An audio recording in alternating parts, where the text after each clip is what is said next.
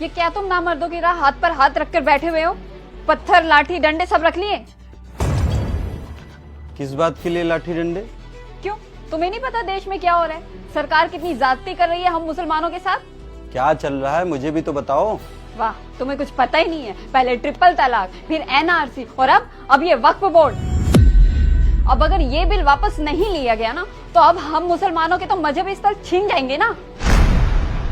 तो ना ये दरगाह बचेगी ना मस्जिदें बचेगी। तब हम मुसलमान नमाज पढ़ने कहाँ जाएंगे बोलो? सरकार हम पे जाति किए जा रही है, लेकिन अब हम मुसलमान बिल्कुल भी सहने वाले नहीं है। हम आवाज उठाएंगे और ये बिल उन्हें वापस लेना पड़ेगा।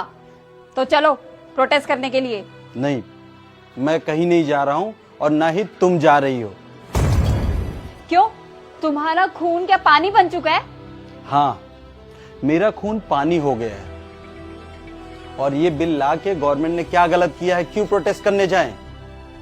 तुम एक औरत होके ये बोल रही हो कि ट्रिपल तलाक पे जो कानून आया है वो गलत है। कभी तुमने उन औरतों के बारे में सोचा है जिनको सिर्फ 3 बार तलाक बोल के छोड़ दिया जाता था? हाँ, उनके साथ कितना बुरा सलूक होता था हलाला के नाम पे।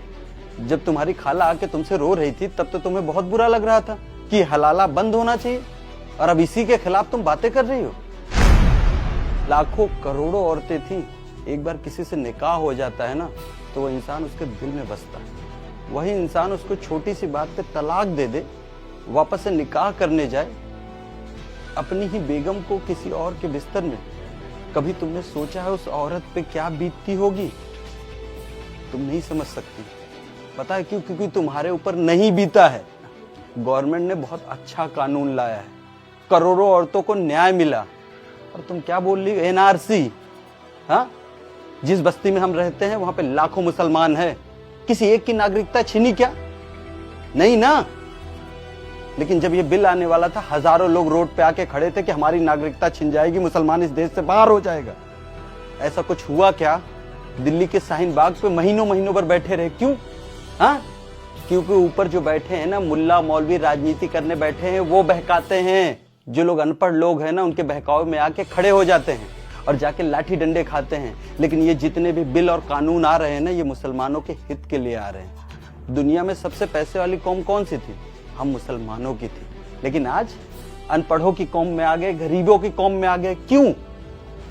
क्योंकि वक्फ बोर्ड में जो लोग बैठे हैं ना, अरबों की संपत्ति है, किसी 1 रुपया कहीं खर्चा नहीं होता।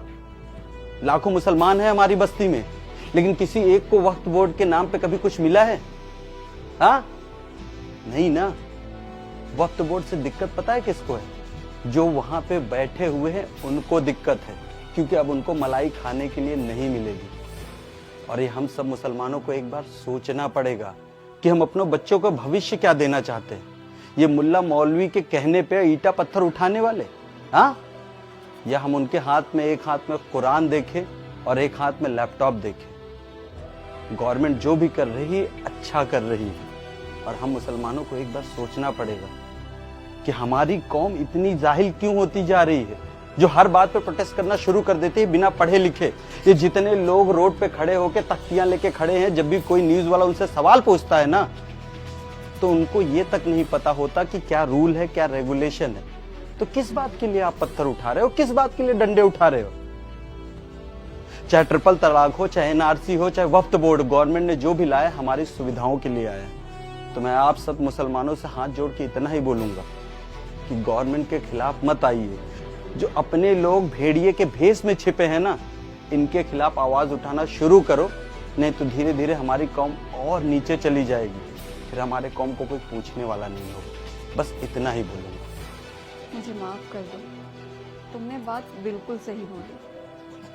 हम बहकावे में आकर ईंट पत्थर उठा तो लेते हैं, लेकिन क्या हमारा मजहब हमें ईंट पत्थर उठाना सिखाता है? नहीं, हमें एक बार सोचना पड़ेगा।